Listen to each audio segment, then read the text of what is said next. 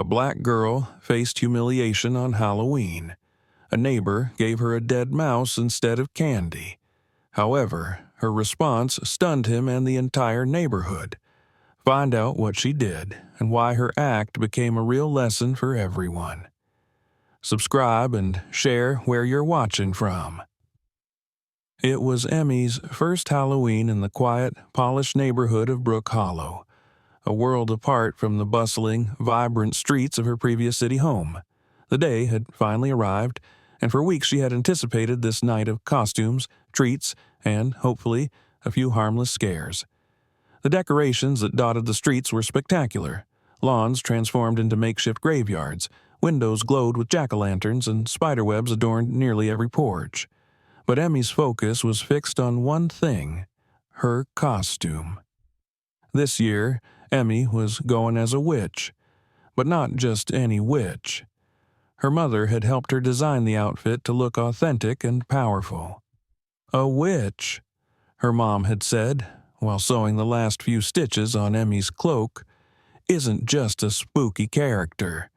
She's strong, wise, and doesn't care what others think of her. Emmy had liked the sound of that. The idea of having magical armor made her feel brave in a way she hadn't felt in her new neighborhood yet. She was determined that tonight she would be the most magical witch Brook Hollow had ever seen. As her mother put the finishing touches on Emmy's makeup, carefully applying white paint around her eyes to make them stand out under the wide-brimmed hat, Emmy studied herself in the mirror. The transformation felt empowering. The dark cloak hung down to her ankles, her hat tilted just so, and her face looked fierce and mysterious. Emmy's mother placed a hand on her shoulder and looked at her in the mirror. "You look perfect. Remember, Halloween is about fun, but also about being true to who you are. Let tonight remind you of how strong you are inside, no matter what anyone says." A warm feeling filled Emmy's chest and she hugged her mom tightly. "Thanks, Mom. I feel like a real witch." With one final adjustment of her hat, she was ready. Emmy skipped down the porch steps, her black boots crunching on the path. She would be joining her 3 friends, Sarah, Kate, and Ashley, just a few blocks away. They had planned the night in detail, mapping out which houses they would visit and making bets on who could get the most candy. Her friends were waiting for her in bright costumes, Sarah as a fairy, Kate as a princess, and Ashley as a superhero. The 3 girls looked at Emmy with wide eyes as she approached. "Whoa, Emmy, you look amazing. So scary," said Kate, stepping back as if to show mock fear. Emmy laughed, feeling a swell of pride. "You really do look like a witch," Ashley added, though there was a note of surprise in her voice. "It's almost too real." For a moment, Emmy hesitated, wondering what her friend meant. She pushed the thought aside, focusing on the night ahead. "Come on, we don't want to miss the good houses," she said, and the 4 of them took off, laughter echoing in the crisp October air. Their first stop was a large house on the corner of Maple Street, decorated with a sea of orange lights and a giant inflatable ghost waving in the front yard. The girls clutched their bags, huddling together as they approached. When the door opened, a cheerful older man smiled and greeted them warmly. "Trick or treat," they chorused, holding out their bags. He chuckled, reaching into a bowl of candy and dropping handfuls of treats into Sarah's, Kate's, and Ashley's bags. When he got to Emmy, his hand paused mid-air, his expression faltering for a split second. Then, with a small frown, he shrugged and pulled his hand back, closing the door without a word. Emmy stood there, bag still open, frozen in confusion. The silence between the 4 girls was thick as they walked away from the house, and Emmy felt her heart sink. Ashley glanced at her and tried to lighten the mood. Maybe he was running out of candy, she offered, but the words sounded hollow. Emmy nodded, trying to shake off the uneasiness. Yeah, probably. But as they made their way down the street, the same pattern repeated. At each house, Sarah, Kate, and Ashley would receive candy and friendly smiles, while Emmy was either ignored, given a dismissive look, or passed over completely. She could feel the initial excitement of the night slipping away, replaced by a sense of isolation she couldn't fully understand. The discomfort seemed to deepen when Sarah, after one particularly awkward exchange at a house, turned to Emmy. "You know, maybe people are a little freaked out by your costume," she said carefully. "It's like really scary." The other two girls nodded in agreement, their expressions a mix of sympathy and unease. Emmy bit her lip, feeling a mixture of confusion and disappointment. "It's Halloween," she said, trying to keep her voice light. "Aren't costumes supposed to be scary?" "Yeah, but I don't know, maybe it's just a little too realistic," Sarah replied, shifting uncomfortably. "I mean, you really look like a witch. Maybe it's making people uncomfortable." Emmy's heart sank a little further. She had spent hours with her mom perfecting this look, pouring her excitement and energy into it. Now, her friends were saying it was too much, too scary, too different. She forced a smile and nodded. "Maybe you're right," she said quietly. But inside, she felt a small, simmering frustration. Why did her costume seem to bother people? And why didn't they feel the same way about her friends' costumes? She didn't want to overthink it, but as they continued from house to house, the subtle rejections began to weigh on her. It was as if, no matter how hard she tried to join in the fun, there was an invisible barrier between her and the others. She felt like an outsider in a world that was supposed to be for everyone. They reached a particularly grand house near the end of the street where the porch was decked out with elaborate decorations, cobwebs, fake spiders, and skeletons hanging from the roof. The girls stopped at the bottom of the steps, peering up at the spooky display. Emmy took a deep breath, trying to shake off her growing disappointment. "Let's try one more," she said, a hint of hope in her voice. Emmy and her friends approached the next house with cautious optimism.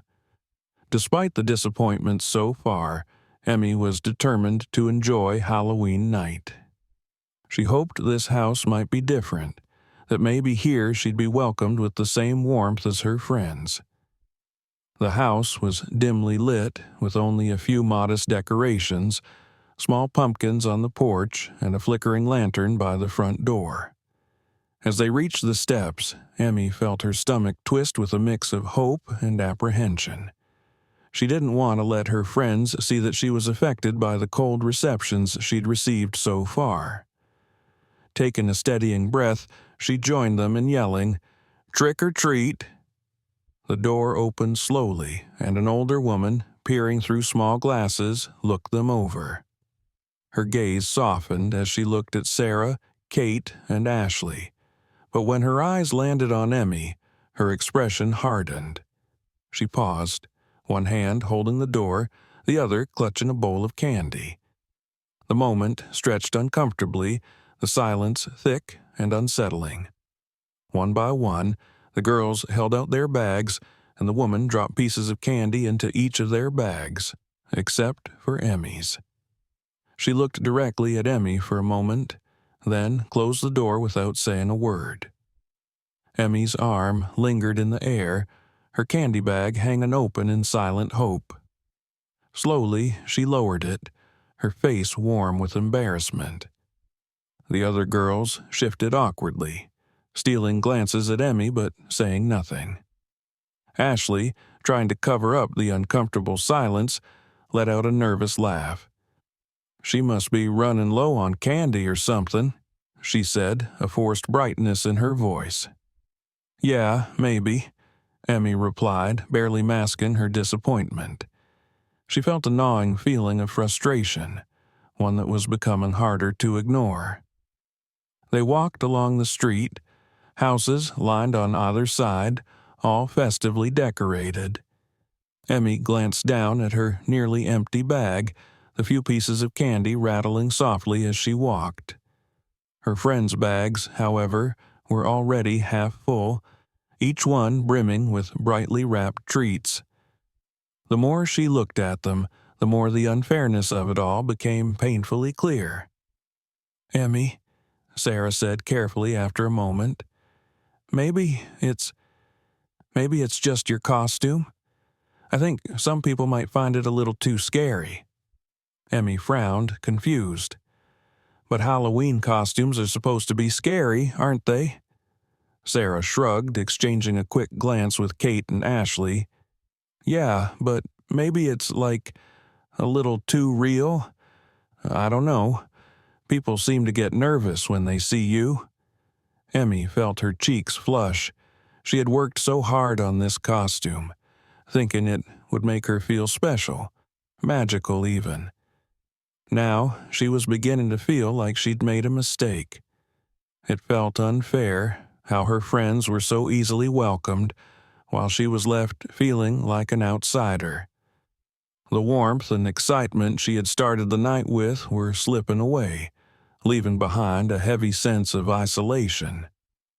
They approached the next house, hoping it would break the pattern of rejection. It was a small, modest home, decorated only with a single pumpkin on the porch. A friendly-looking man opened the door, and the girls chorused their usual trick-or-treat. Once again, the man smiled warmly at Sarah, Kate, and Ashley, dropping a small handful of candy into each of their bags. But when he looked at Emmy, his smile faded. He let out a dismissive, and glanced at her costume with a hint of distaste. "Not very appropriate, is it?" he muttered under his breath before dropping a single, small piece of candy into her bag and closing the door without another word. Emmy's face burned with shame and anger. She had heard his words, and the weight of them lingered painfully in her mind. What did he mean? Not appropriate. Why was she being treated so differently? The silence between her and her friends grew heavy.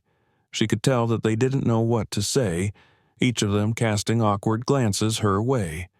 She wondered if they, too, were starting to see her as different, as someone who didn't quite belong. Sarah cleared her throat, her voice hesitant. "Emmy, maybe we could go back and, adjust your costume a little, just to make people feel less, weird about it?" Emmy's heart sank. It was as if, bit by bit, the night was chipping away at the joy she had once felt. She forced herself to nod, swallowing her disappointment. Maybe that would help. They found a quiet spot away from the main street, near an old oak tree, where they tried to adjust her costume.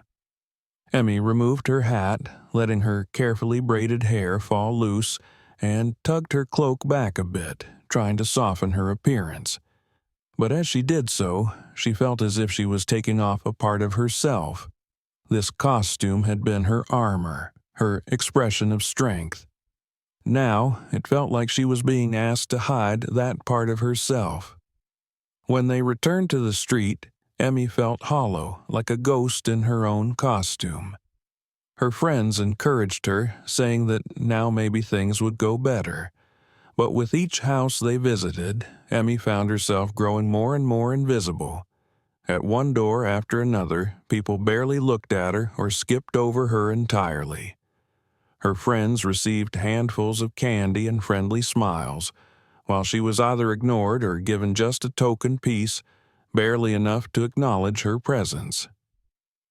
The last house they visited that night was grand and imposing, with tall iron gates and a sprawling yard filled with elaborate Halloween decorations, ghostly figures, glowing tombstones, and a giant skeleton grinning down at them from the roof. Despite her dwindling hope, Emmy decided to give it one last try. As they approached, a man in a suit opened the door and looked them over with a polite, reserved smile. "Trick or treat," the girls chimed together. The man nodded, reaching for a bowl filled with treats. He dropped candy into each of her friends' bags, but when he reached Emmy, his hand froze. He gave her a brief, appraising look before pulling his hand back and setting the bowl aside. "Sorry, that's enough for tonight," he said coolly, his gaze lingering on Emmy's face before he closed the door without another word. Emmy stared at the closed door, her chest tightening with a mix of anger and hurt. Her friends looked at her with wide eyes, their faces pale with shock. Ashley tried to say something, but her words faltered. The silence felt suffocating. Emmy's hands clenched around her nearly empty bag. She couldn't understand why this was happening, why something as simple as a Halloween costume seemed to make her stand out in such an unwanted way.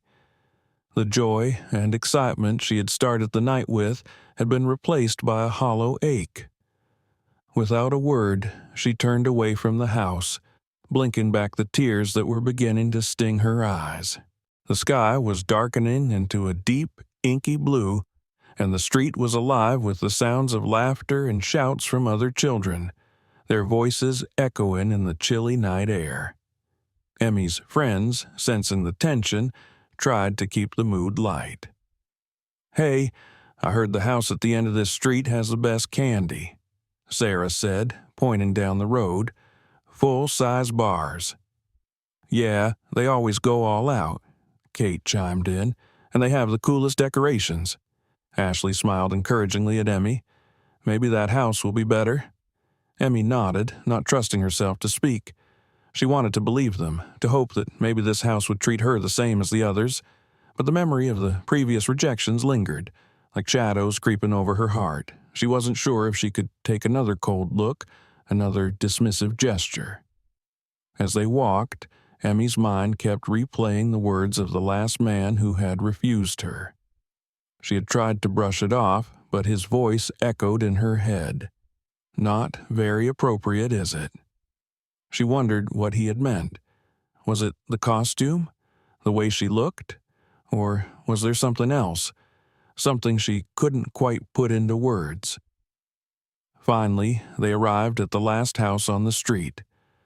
The house loomed in front of them, larger and more intimidating than the others.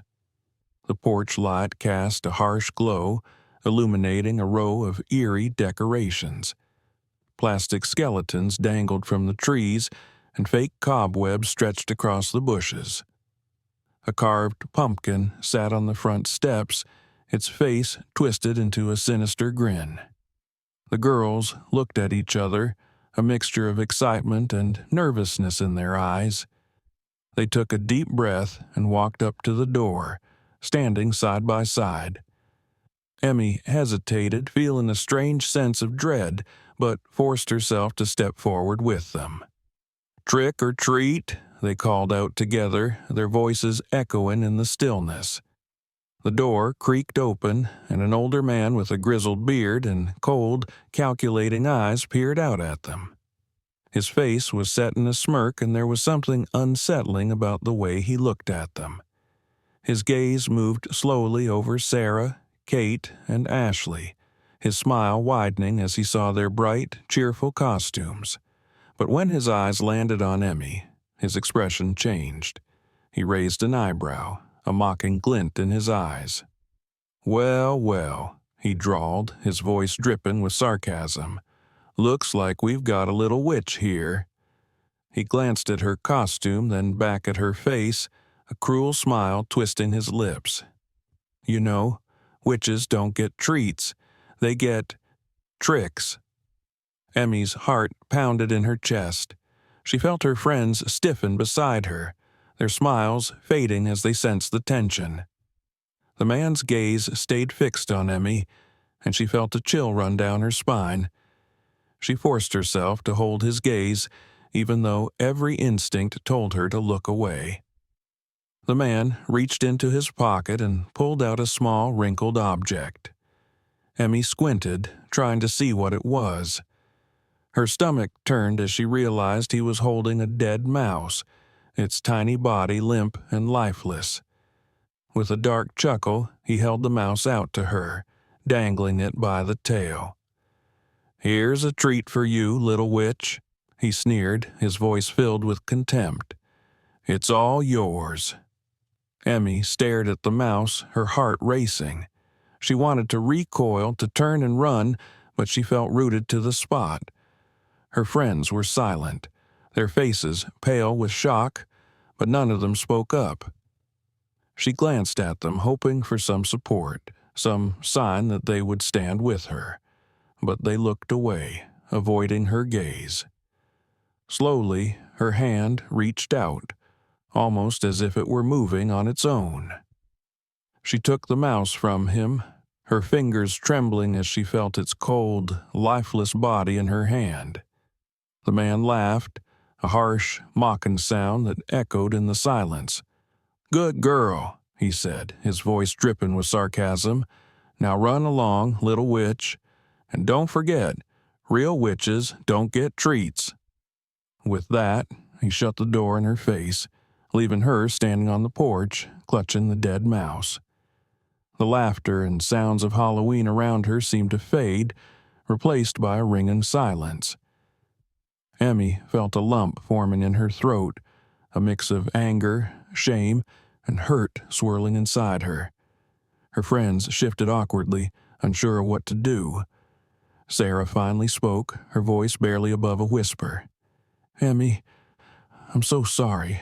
That was horrible." Emmy nodded, not trusting herself to speak. She could feel the tears prickling at the corners of her eyes, but she blinked them back, refusing to let them fall. She didn't want to cry, didn't want to give that man the satisfaction of knowing he had hurt her. But the pain was there, a heavy weight in her chest that she couldn't ignore. They stood there in silence, the dead mouse still dangling from her hand. Finally, Ashley broke the silence, her voice soft and hesitant. Maybe we should go home." Emmy nodded again, her voice barely a whisper. "Yeah, I think I've had enough for tonight." The walk back was quiet, each of them lost in their thoughts. Emmy felt a numbness settling over her, a strange, empty feeling that made everything seem distant and unreal. She couldn't shake the image of the man's mocking smile, the way he had looked at her with such disdain. She wondered why he had singled her out, why he had chosen to humiliate her in front of her friends. By the time they reached the corner where they had started their night, Emmy's friends were quiet, their faces etched with guilt and sadness. They looked at her, unsure of what to say, each of them grappling with their own discomfort. I'm really sorry, Emmy," Kate said finally, her voice shaky. "That man, he was just so mean." Emmy forced a small smile, trying to hide the hurt that lingered in her chest. "It's okay," she said, though the words felt hollow. "It's not your fault." But as she walked away from them, heading back toward her house, she couldn't shake the feeling that something had changed between them. The night, which had started with so much excitement, had left her feeling alone and invisible, like a ghost wandering through a world that didn't want her. As she reached her house, she looked down at the mouse in her hand, a symbol of everything she had endured that night.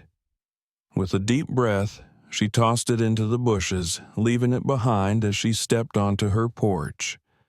But the weight in her chest remained, a lingering ache that reminded her of the hurt she had felt. Inside, her mother was waiting, her face lighting up as she saw Emmy. But as soon as she noticed the look in her daughter's eyes, her smile faded. She knelt down, looking up at Emmy with concern. "What happened, baby?" Emmy tried to put it into words, but the memories of the night were too fresh, the hurt too raw. She felt the tears she had been holding back finally break free, and she collapsed into her mother's arms, letting the pain pour out. Her mother held her close, whispering words of comfort, her arms a safe haven from the harshness of the world outside. Emmy sat alone on a worn-out bench in the quietest corner of the neighborhood, the memories of the night weighing heavily on her. The stars above blinked in and out of view, hidden by passing clouds, and the air felt colder here, as if the world had turned its back on her, too. She held her nearly empty candy bag on her lap, the few pieces inside rattling softly when she moved. Her friends had gone home, leaving her alone to process the night's events. Though they had apologized, none of them had truly understood how deeply it hurt. No one had spoken up when she needed them.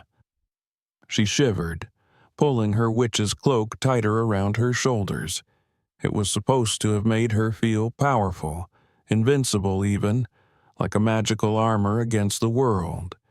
But tonight, her costume felt heavy, as if it were the very thing that set her apart, something that others saw as strange or dangerous. She couldn't understand why the night, meant for fun and joy, had turned into a series of rejections. The sting of that last encounter with the man who had mocked her with the dead mouse remained fresh in her mind. His cold, calculating gaze, the way he had singled her out, and the look of distaste that he hadn't even tried to hide, it all seemed so unfair. She thought about the strange comment he had made that witches don't deserve treats, only tricks. The cruelty of it made her want to cry all over again, but she pushed the feeling down, biting her lip. As she sat in silence, lost in her thoughts, a voice broke through the stillness.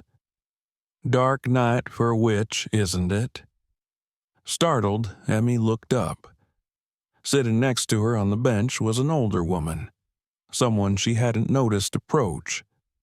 The woman was draped in a long, flowing cloak of deep green, her hair streaked with gray and wild, framing her face like a lion's mane. Her dark eyes sparkled with a quiet intensity, as if she could see right through Emmy's sadness. Emmy straightened, wiping her eyes quickly. She hadn't wanted anyone to see her like this, so defeated. But there was something calming about the woman's presence, as if she carried with her an unspoken wisdom that made the night feel a little less cold. The woman gave her a gentle smile. "I couldn't help but notice a little witch all by herself. You look like you've had a long night." Emmy nodded slowly, unsure of what to say. Yeah, I guess so." The woman's gaze softened, and she adjusted her cloak, as if preparing to stay a while. "Halloween's a strange night, isn't it?" she said thoughtfully. "It's the one time we let ourselves believe in magic and all sorts of strange things. Yet, even on this night, people have their limits, don't they?" Emmy looked down at her bag, thinking of all the times she had been turned away. "Yeah," she replied quietly, "they do." The woman tilted her head, observing Emmy with a look of understanding that made her feel seen for the first time that night. "People fear what they don't understand," she said. "They see something they can't put into a box, and they push it away. But that doesn't mean there's anything wrong with you, child." Emmy felt her eyes sting again, but this time it wasn't from sadness. There was something comforting in the woman's words, as if she were reminding her of something she had forgotten. "But why?" Emmy asked, her voice barely a whisper. "Why can't I just be like everyone else?" The woman smiled, her expression a mixture of kindness and strength. "Because you're not meant to be like everyone else," she said. "Being different can be hard, but it also means you have something unique, something that no one else can take from you." Emmy's gaze shifted to the woman's cloak, noticing the intricate patterns sewn into the fabric, like ancient symbols. It wasn't like the costume she had seen others wear tonight. This felt real, like something from another time, another place. "Who are you?" Emmy asked, curiosity starting to push away her sadness. The woman's eyes twinkled with mischief. "I'm a lot of things," she said, "but tonight I'm just a fellow witch who knows what it's like to feel out of place." Emmy felt a warmth spread through her, something she hadn't felt all night. Did people treat you like this too?" "Oh, child," the woman replied, her voice soft but firm. "I've had my share of doors closed in my face, of people looking at me like I was something to be feared. But I learned a long time ago that their fear had nothing to do with me. It was their own weakness, their own unwillingness to see the magic in others." Emmy felt a sense of clarity she hadn't had before. "But what do you do when people treat you like that? When they don't see who you really are?" The woman leaned closer, her voice low and gentle. "You hold your head high and you remember who you are. You don't let them make you small. People may try to define you, but only you get to decide who you are. Your power comes from within." Emmy's heart swelled with the woman's words, each one settling in her chest like a spark of light. She thought back to her mother's words about strength, about being true to herself. For the first time that night, she felt the sting of rejection start to fade, replaced by a sense of pride she hadn't expected. The woman reached into a small pouch she wore around her waist and pulled out a polished stone, smooth and dark with a small rune carved into it. She held it out to Emmy, her expression serious. "Take this," she said. "It's a reminder. Whenever you feel alone or out of place, remember that you're connected to something much bigger than the people who try to make you feel small. Your ancestors, your spirit, your heart, they're all with you, child. This world can be harsh, but you have the strength to face it." Emmy took the stone carefully, feeling its cool weight in her hand. She traced the carved symbol with her thumb, feeling a sense of calm settle over her. "Thank you," she whispered, not sure what else to say. The woman gave her a warm smile. "Remember, there's magic in being different. The world may not always understand it, but that doesn't make it any less real. Embrace it, and don't be afraid to let it shine." They sat together in silence for a few moments, the woman's presence filling the space with a comforting stillness. Emmy felt her heart lightening, the weight of the night lifting with each passing second. For the first time since the night had begun, she didn't feel like an outsider. She felt like a part of something larger, something timeless and powerful. Finally, the woman stood, her cloak billowing around her like a shadow. "It's time for me to go," she said, her voice gentle. "But remember, child, magic is always there if you're willing to see it." Emmy watched as the woman turned and walked away, her figure blending into the darkness until she disappeared completely. Emmy sat on the bench, clutching the stone, feeling its warmth seep into her hand. She didn't know who the woman really was or where she had come from, but she felt grateful for the encounter. As she rose to her feet, she looked up at the stars, feeling a new sense of resolve growing within her. The world around her hadn't changed, but something inside her had. She realized that her costume was more than just a piece of fabric. It was a symbol of her strength, her courage, and her identity. She didn't need the approval of those who couldn't see it. With renewed strength, Emmy started to make her way home, each step lighter than the last. The night felt different now, the shadows less menacing, the cold air a little warmer. She clutched the stone in her hand, its weight a reassuring presence, a reminder that she wasn't alone. When she reached her house, she paused on the front steps, taking a deep breath before entering. The warmth and light from inside spilled out, welcoming her home. She thought of the woman's words, her mother's strength, and her own inner resolve, feeling them all woven together in her heart. Emmy smiled to herself, stepping into the warmth of her home, carrying with her the lessons of the night and the quiet, powerful magic that was hers alone. Emmy woke up the next morning with a renewed sense of purpose. The encounter with the mysterious woman still felt like a dream, but the smooth stone in her hand was a tangible reminder that the night before had been very real. The woman's words echoed in her mind. "Hold your head high and remember who you are." Emmy felt different, stronger, as if the pain of last night had forged a new layer of resilience within her. After breakfast, she found herself staring at her costume draped over the chair in her room. The cloak, the hat, even the carefully stitched details reminded her of the pride and excitement she'd felt when her mother had first helped her put it on. She remembered her mother's words about witches, about how they were symbols of power and wisdom, feared because they didn't fit into other people's expectations. A determination grew inside her. She wouldn't let the actions of a few small-minded people take away her strength. Her mother noticed her thoughtful silence. Gently, she approached Emmy and placed a comforting hand on her shoulder.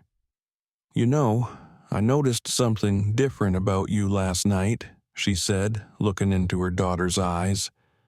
"Even after everything that happened, you came home with a strength I haven't seen before." Emmy nodded, clutching the stone the woman had given her. "Mom, last night I met someone, a woman. She was dressed like a witch too, but it felt real. She told me things I needed to hear, things that helped me understand myself a little better."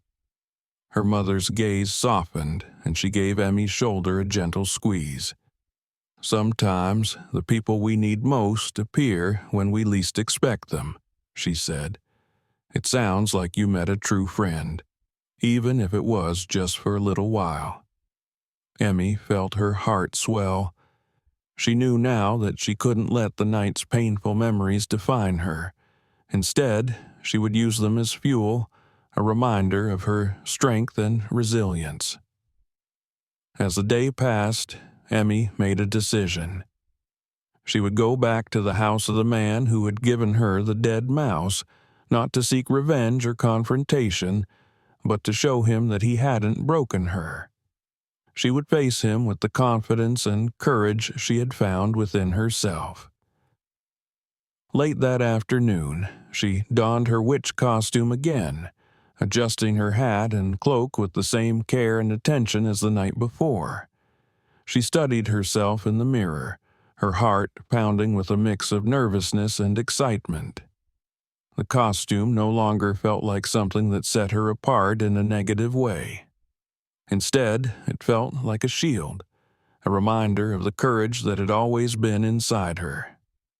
As she walked down the street, a few people looked her way, some with surprise, others with curiosity. She felt their eyes on her, but she held her head high just as the woman had told her. She was no longer afraid of being different. When she reached the house, she paused at the gate, taking a deep breath to steady herself.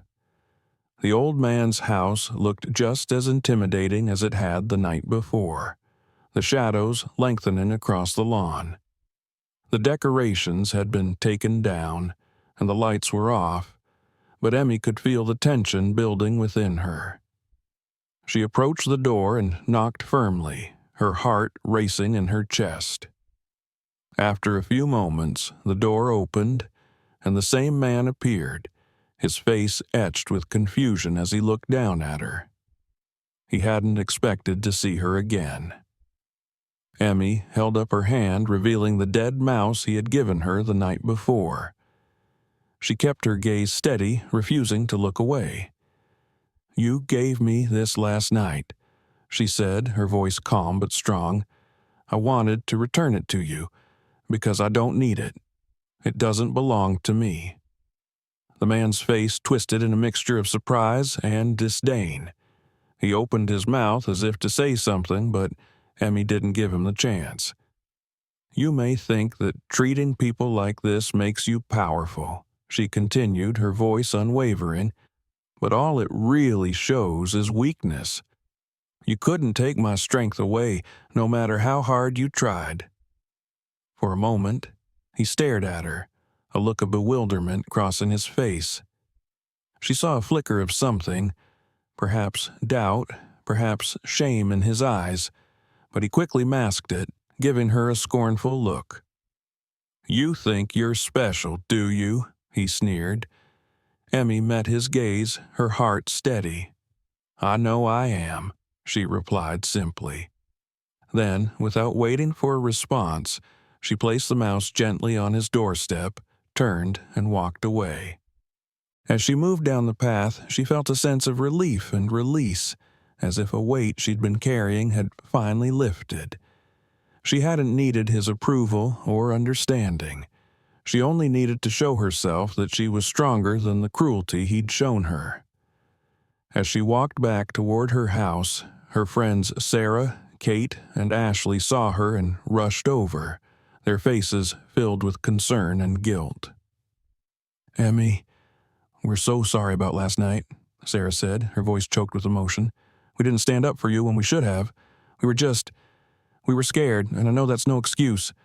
We should have been there for you." Kate nodded, her eyes downcast. "We were wrong. I can't imagine how hurtful that must have been." Ashley stepped forward, reaching for Emmy's hand. "We want you to know that we'll never leave you like that again. You don't deserve to be treated that way, and neither do we." Emmy looked at them, her heart softening. She could see the sincerity in their eyes, the regret that mirrored her own pain. She knew that they, too, had been affected by the events of the night, and that they had come to realize the importance of standing up for each other, especially in moments of hardship. "It hurt," Emmy admitted, her voice quiet but steady. "But I also learned something important about myself. I learned that I don't need other people's approval to feel strong. And I learned that even when people try to make me feel small, I can still choose to stand tall." Her friends nodded, each of them looking relieved and grateful. They linked arms, a silent promise passing between them. They would be there for each other, through both the good times and the hard times, supporting each other in the way true friends should. As they walked together back toward Emmy's house, she felt a renewed sense of unity, a bond that had been strengthened by the trials of the night before. The pain and rejection she had experienced had shown her the importance of resilience, and she was proud of herself for having faced her fears and reclaimed her strength. When they reached her house, Emmy saw her mother waiting on the porch, a soft smile on her face as she watched her daughter approach. Her mother's eyes sparkled with pride, and Emmy felt a warmth fill her chest. That night, as Emmy sat with her friends and family, she reflected on the journey she had taken. She realized that strength didn't come from fitting in or being accepted by others. It came from within, from embracing who she was and standing up for herself, even when it was difficult. And in that moment, surrounded by those who cared for her, Emmy knew that her heart held a strength that no one could take away. That night, after her friends left and the house had grown quiet, Emmy sat alone in her room, reflecting on everything that had happened. The weight of the night before, the hurt, the resilience she had found, and the support from her friends settled in her chest like a bittersweet memory. She glanced over at her witch costume draped over her chair, and instead of feeling the sting of rejection, she felt a renewed sense of pride. This costume wasn't just a Halloween outfit. It was a symbol of her strength, her courage, and her identity. There was a soft knock at her door, and her mother entered, carrying a warm mug of cocoa. She sat down beside Emmy, her eyes warm and understanding. Emmy took a sip of the cocoa, feeling its comfort and warmth spread through her as her mother gently placed a hand on her shoulder. "Last night was a hard one, wasn't it?" her mother asked, her voice soft and steady. Emmy nodded, looking down at her hands. "It was. But I learned a lot, too. I learned that, no matter what people say or do, I don't have to let them make me feel small." Her mother smiled, pride shining in her eyes. "You've discovered something very powerful, Emmy. There will always be people who don't understand you, who try to make you doubt yourself. But it's what's inside you that matters. The strength, the kindness, the love. Those things are your true power." Emmy felt a deep sense of gratitude as she looked at her mother. I think I want to do something different next Halloween," she said thoughtfully. "I don't want it to be about getting candy or fitting in. I want it to be about something that matters." Her mother nodded, encouraging her to continue. "I want to start a new tradition," Emmy said, her voice growing more confident. "Something that will remind me and everyone else that being different is a good thing, that it's okay to stand out and be strong. I want to celebrate Halloween in a way that feels right for me." Her mother's face lit up, a proud smile spreading across her lips. "I think that's a wonderful idea, Emmy, and I'll help you however I can. What do you have in mind?" Emmy thought for a moment, her mind buzzing with ideas. Then a memory from her encounter with the mysterious woman came back to her. An idea began to take shape, something that felt meaningful and powerful. "I want to create a tradition of giving," Emmy said.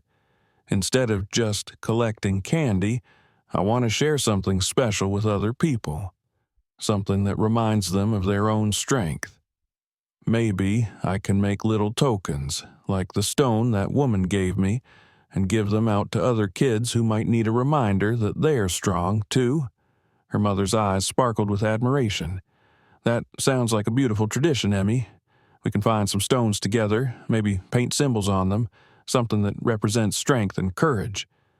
Emmy's heart swelled with excitement as she imagined handing out small, carefully painted stones, each one carrying a message of resilience and self-belief.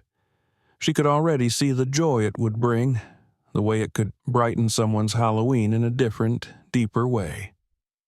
The next day, Emmy and her mother set out to gather smooth, flat stones from the nearby riverbed. They spent hours choosing just the right ones, picking stones that felt solid and comforting to hold. Back at home, they spread out their collection on the kitchen table, and her mother brought out paints and brushes. Together, they began decorating the stones with symbols of strength, suns, stars, and other small designs that reminded them of courage and light. As they worked, Emmy's mother shared stories from their family history, stories of relatives who had faced their own challenges with bravery and resilience. Emmy listened intently, feeling a deep connection to those who had come before her, people who had endured hardships and still found the strength to stand tall. Each story filled her with pride and a sense of belonging, reminding her that she was part of something much larger than herself. By the time they finished, the stones were covered in vibrant colors and meaningful symbols. Emmy looked at them, feeling a swell of pride in what they had created. These weren't just stones, they were reminders of strength and resilience, messages of encouragement for anyone who needed them. Halloween night arrived again, and Emmy felt a thrill of excitement as she put on her witch costume. This time, however, the costume felt different.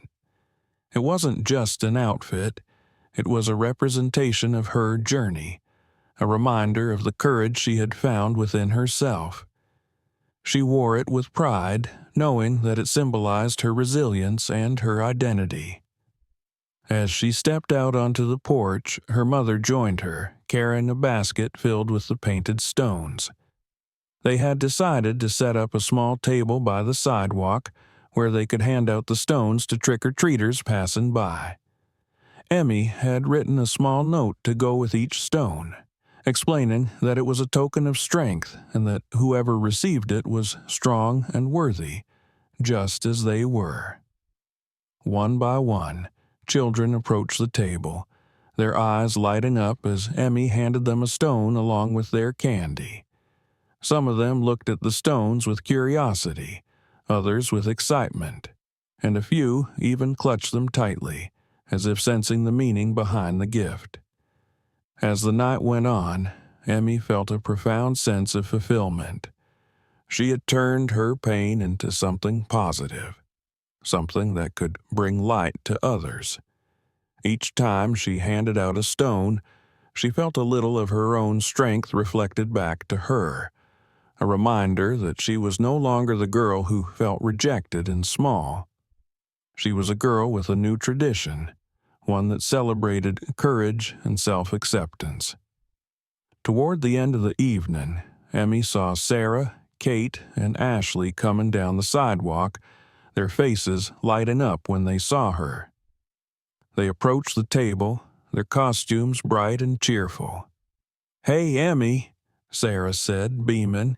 "We heard you were doing something special tonight. Can we have one of your stones?" Emmy grinned, feeling her heart warm with gratitude for her friends.